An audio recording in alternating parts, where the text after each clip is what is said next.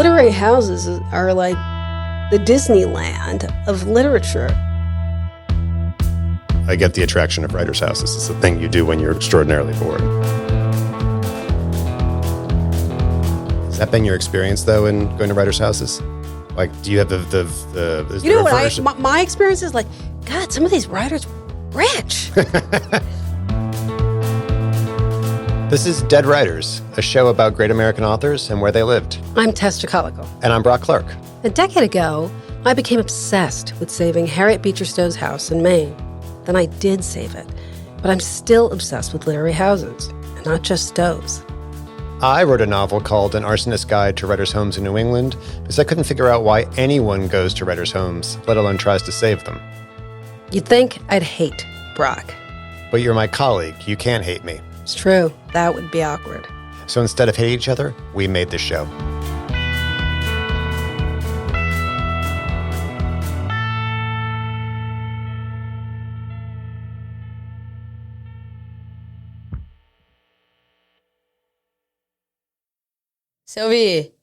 Sylvie, called the busy old grandmother again and again, but nobody answered, and the small husk bed was empty, and Sylvia had disappeared.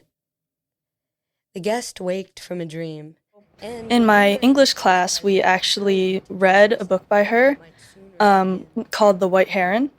I thought it was a very interesting book, and I thought it was pretty reflective of her childhood. 16-year-old Willow Turkell is a junior at Berwick Academy. That's where she was assigned Sarah Orne Jewett's short story, A White Heron. And her worn old frock is torn and tattered and smeared with pine pitch. The grandmother. And I think a lot of her other works definitely interest me too, because she was just very she pioneered her time.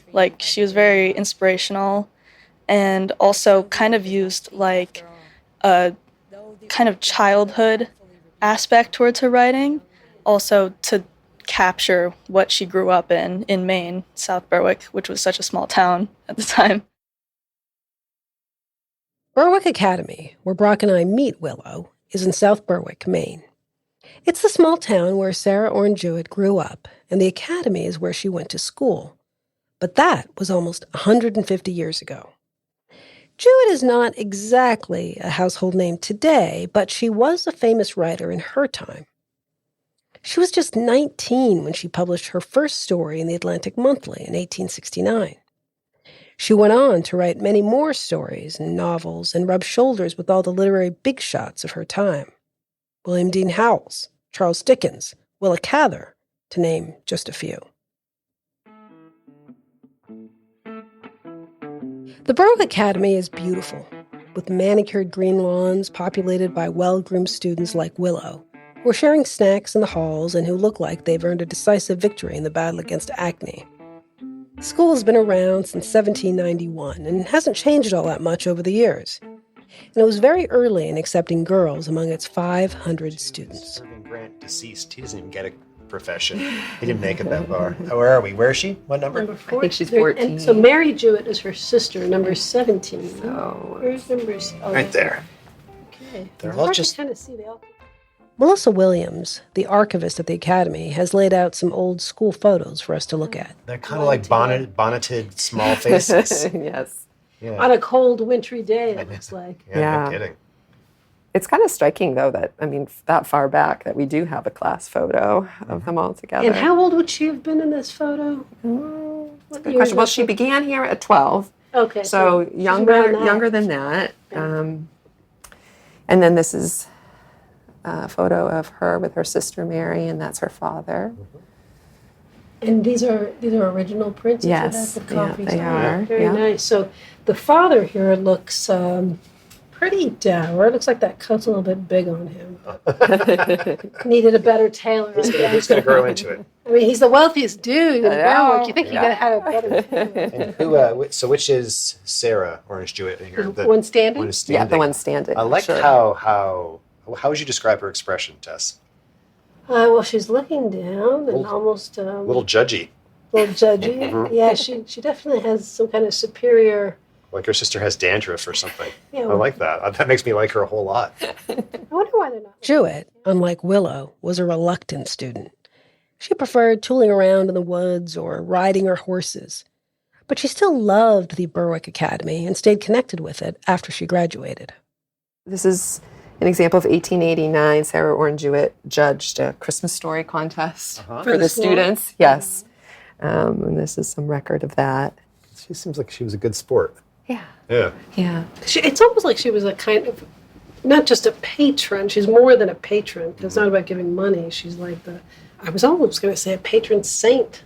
That might be overstating it. Yeah, that's a bit too much. It does feel that way to some extent. Does it? Yeah, it does. And this is a piece of writing by an alum from the late 1800s, early 1900s, and she remembers Sarah coming and reading aloud at school frequently to them. Do you want to go ahead and read that? Yeah, sure. So let's see where she One day she read from Whittier? Is that right? Yeah, so let's see. Mr. Stockin would allow us to assemble in the hall and listen to readings by Sarah Jewett. She was a natural reader. One day she read from Whittier, The Angel of Buena Vista. She made the description so real, the sorrow and grief of the noble Mexican woman so vivid, that to this day I never read the poem without seeing Sarah standing before us, rich and girlish beauty. Girlish beauty? Yep. Wow. The poem Jewett read was The Angels of Buena Vista. It's about the Mexican War and describes the role women played in it. But it wasn't Jewett's poems that made her famous. It was her short stories, including the one Willow likes best, A White Heron. Paler than ever, and her worn old frock is torn and tattered and smeared with pine pitch. The grandmother and the sportsman stand in the door together and question her. And the splendid moment had come to speak of the dead hemlock tree by the green marsh. But Sylvia does not speak after all. It's told mostly through the perspective of a young girl called Sylvia, who meets a man, a bird hunter, who is looking for a rare white heron in the Maine woods. Let's leave it to Willow to make sense of it. They were looking for this bird called a white heron that was didn't really come out. I don't know. She only knew the location of the bird. And their mission that day was to go find it so he could hunt it. But the girl did not want him to hunt it, so she purposefully misled him into a different spot in the woods. And maybe you're like this. One of the things I like about Jewett especially is that the world seems mundane, ordinary, but all this odd, unlikely, mysterious stuff goes on in it. So for instance, even the premise of, hey, I'm out walking my cow, and a strange boy appears, and he asks if I can come home with you, and she says yes. So that itself is a kind of unlikeliness, but it's all low-key. None of it's fantastical at all, including the subterfuge, the sneakiness of thwarting this hunt. I think it's pretty great. Yeah, definitely. Parallel with my own childhood, I completely see myself as her. Not that I was secretive about where my things were, but I'd say it was more the way she ventured out into nature and the way she had knowledge of these birds without needing to go to school for it. Or, she was only 7 years old. So I thought it was great that she had all that information. And also I can mention that the guy in the book, he kind of mansplained to her about these birds. He's like, oh yeah, this bird makes this sound. And she's like, I already know this. Has she been 9 years growing, and now, when the great world for the first time puts out a hand to her, must she thrust it aside for a bird's sake? The murmur of the pine's green branches is in her ears. She remembers how the white heron came flying through the golden air, and how they watched the sea in the morning together. And Sylvia cannot speak. She cannot tell the heron's secret and give its life away. Just in my childhood, my sister and I spent most of our days outside.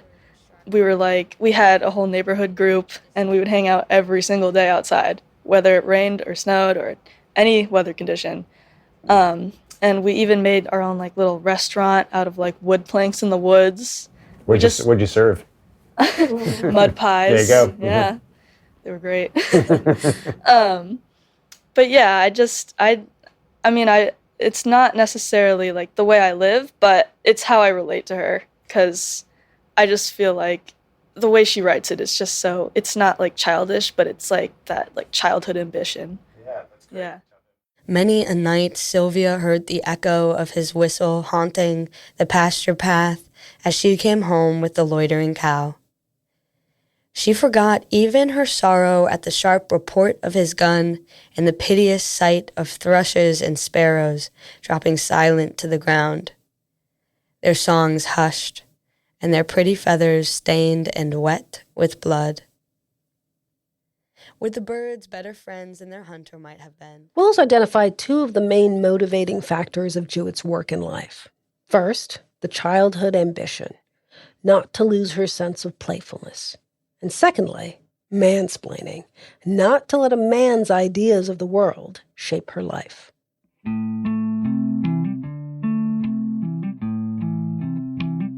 Jewett's is the only writer's home we visited for this podcast where the author actually wrote. Most of the other homes in Maine were childhood homes or places where the authors lived for a few years or even a few months. These people left for Boston, New York, or the Berkshires to establish themselves as writers. But not Jewett. Well, not entirely, at least. But we'll get back to that later on in the episode. Jewett lived and wrote in this very house, at this very desk. And this was her desk, Marilyn? This is Sarah Orne Jewett's desk. It was her grandfather's desk. Marilyn Keith Daily works for Historic New England, the organization which owns and maintains Sarah Orne Jewett's house in South Berwick. She's giving us a special tour before the house opens for its busy summer season. We've stopped in front of a beautiful, dark wooden desk with lots of little drawers and picture frames stacked on top of it. There's just one strange thing about it, and that's the desk's placement in the middle of a hallway, right where you come up the stairs. Anyone who came in or out of one of the 4 bedrooms would have had to walk right by Jewett as she was writing.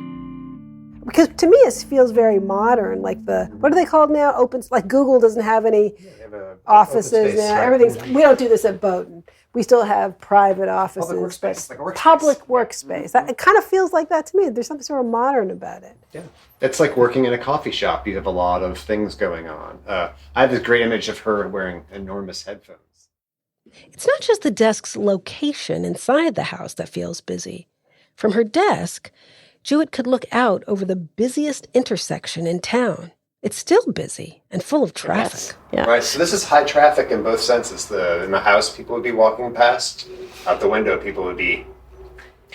Although you can imagine the Jewett household was very much supportive of Jewett's writing, so I'm sure they would have been intentionally quiet. Yeah. You know, there was Mary Jewett, her sister, had a lot to do with Jewett's ability to have this freedom, you know, this life of freedom that she carved out for herself. And Mary ran the household and made sure that, you know, things ran properly.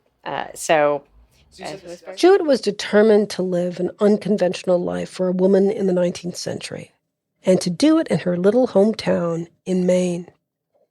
Helping her realize this life as a woman writer were 2 other unconventional women. Her sister, Mary, who never married or had a family but took care of the practical stuff for Jewett and herself, like the house and its staff. And Jewett's lover, Annie Fields, who brought her into her Boston salon and made sure she had a seat at the table next to the most famous male writers of the time.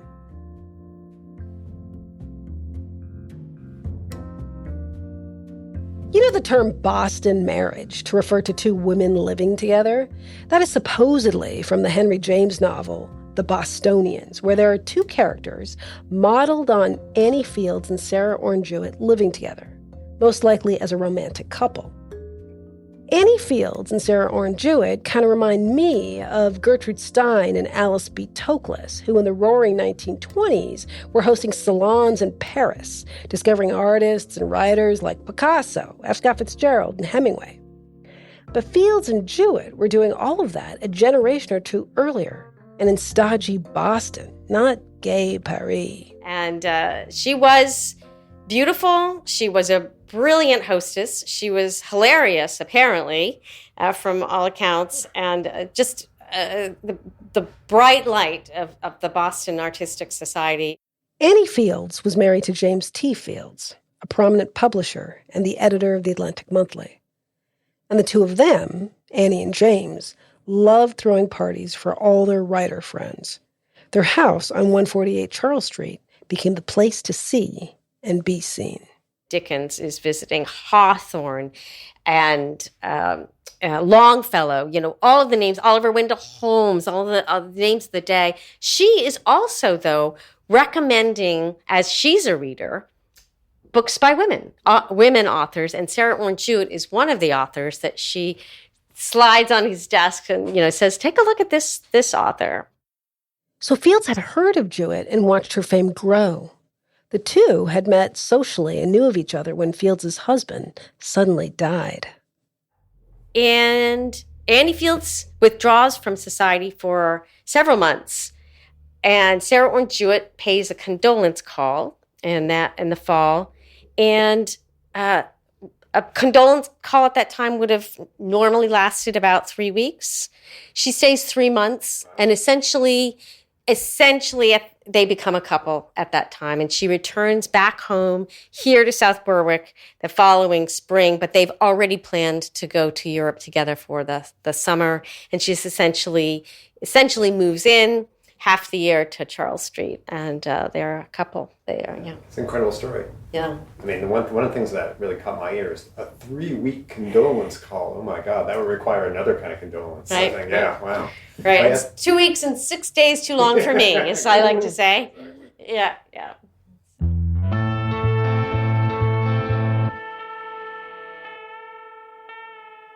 Jennifer Tuttle, who is, among other things, the director of the Maine Women Writers Collection at the University of New England, has more than just theories about the relationship between Jewett and Fields.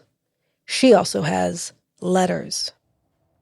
I mean, when you read them, you'll see all of the endearments. They also had, nicknames for each other. Oh. So Sarah was Penny, and Annie was Fuff, just by the way. So there's a letter, again, from the summer of '81, just a few months after James died, where Sarah addresses Annie as my own dear darling. And she's talking to her, trying to talk her through her grief. And there's some beautiful lines here, for example, where she's saying, "Don't think about next summer, dear darling. Don't think about tomorrow even, but make the days grow lovelier one by one because you do the tasks God sets you as best you can. Don't say my heart aches and I am wretched, but say I am going to be happy by and by and have my own again, and God is teaching me as I wait," etc. Right? I mean, that's beautiful. Mm-hmm. And so you can see the commitment that Sarah has to helping Annie work through the process, but she's already, really expressing there's an intimacy of some type, a textual at least, right. Verbal intimacy between them that you can see in these letters. So that's kind of what I meant. The Maine Women Writers Collection has a ton of Jewett's personal letters.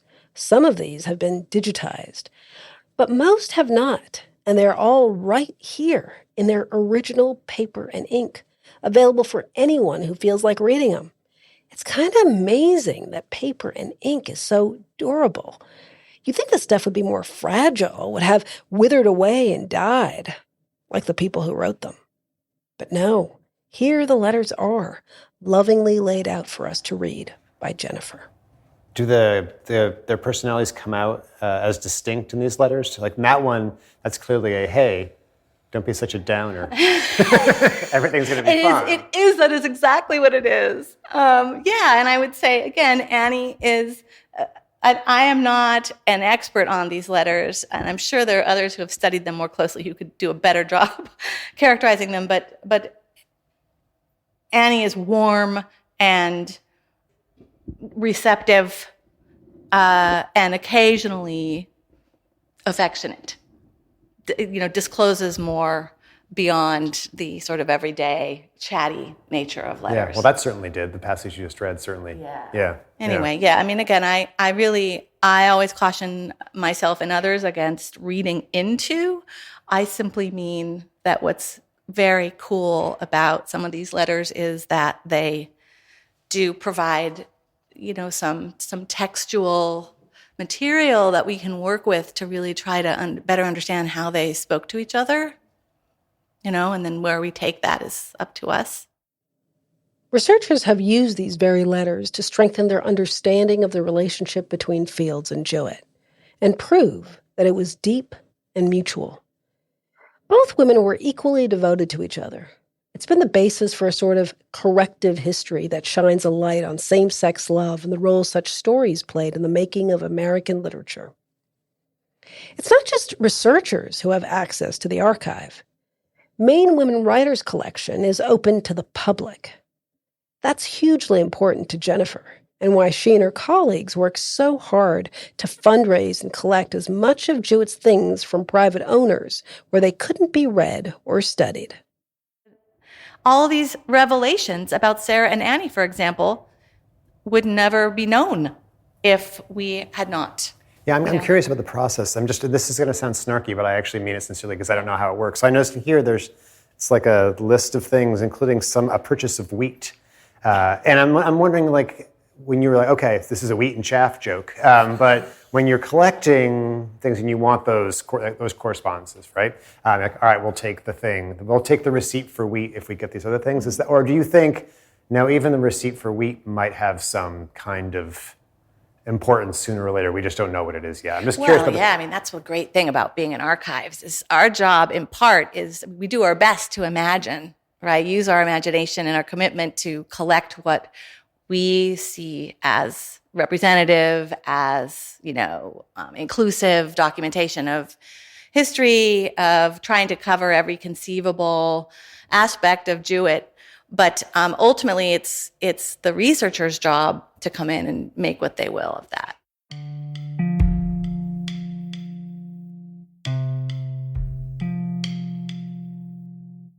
We continue our tour back at the Sarah Orne Jewett house in South Berwick. We walk into one of the doors that lead into the hallway where Jewett's desk is. It's on the smaller side. The walls are painted a calm, earthy sage green. A wooden sleigh bed takes up most of the floor space. And around the walls are smaller works of art, but also trinkets that Jewett collected throughout her life. A stuffed owl hanging from her mirror. A gift from a friend whose nickname for her was Owl. A baptismal mug she got as a baby still standing on the mantelpiece. And high up, almost all the way to the ceiling, are 3 plaques with life-sized trout fish on them. There's a peaceful quality. Yeah, Tess mentioned earlier that the trout art is something you'd see all over Maine. This kind of looks like a sportsman's room, which is interesting. Like a man cave. That's not my term. But go ahead. Or the room of a famous person who really craved privacy. Yeah. Who really needed to be in nature and have that. Her famous advice to Willa Cather, one of her famous pieces of advice was, a quiet hour is more valuable to you. And I'm totally paraphrasing, but an hour spent in quiet is more valuable to you than any visit, or any other activity you could do as a writer. Says the writer who put her desk in one of the right. contradictions. Do you have a favorite book of hers? We can't help but ask everyone we meet at these literary houses if they've read anything by the author who lived there. So we ask Marilyn, too. Turns out she has. And she even has a favorite. Yeah, it is Country of the Pointed Firs, and it's a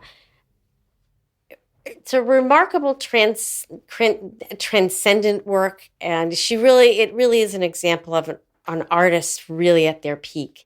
Country of the Pointed Firs is Jewett's 1896 novel in which an author moves to a Maine island to write for the summer, only to find herself distracted by the island residents. their cockeyed sensibilities, their ingenuity, their oddball way of living through tragedies, and occasional triumphs.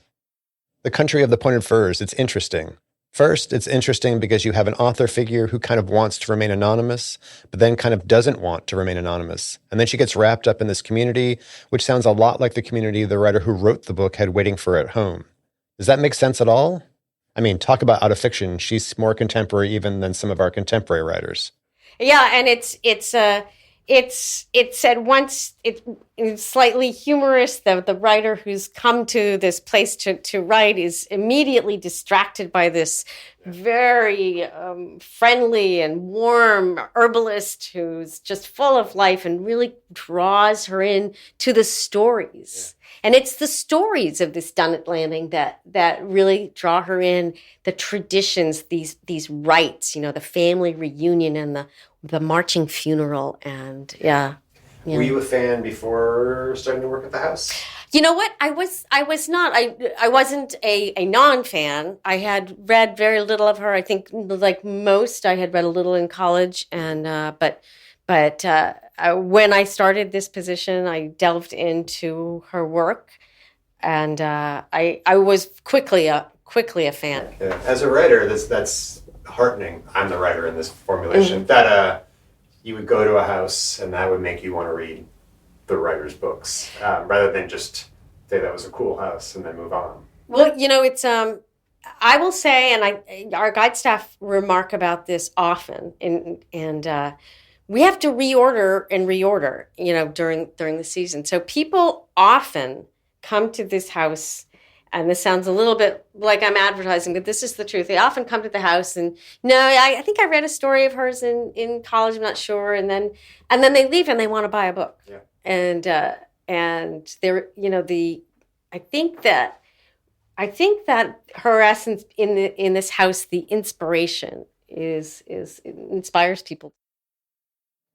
There it is, the thing that bugs Brock. Why do we need the houses? Aren't the books enough? Actually, if I'm honest, this is what we've both been waiting for, and the reason we decided to do this podcast. A real writer's home, a literary house that makes people want to read.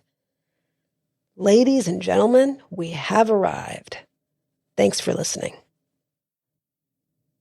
Whatever treasures were lost to her, woodlands and summertime, remember. Bring your gifts and graces and tell your secrets to this lonely country child.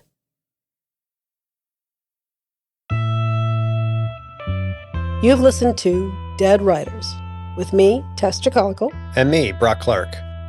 Our managing producer and editor is Lisa Bartfai. Cedric Wilson has created our theme music and mixed the show. Ella Jones is our web editorial intern. And a very special thanks to our generous sponsors, Bath Savings, and listeners like you. You can find more information about the writers, their books, and their houses at our website on mainpublic.org. Thanks for listening.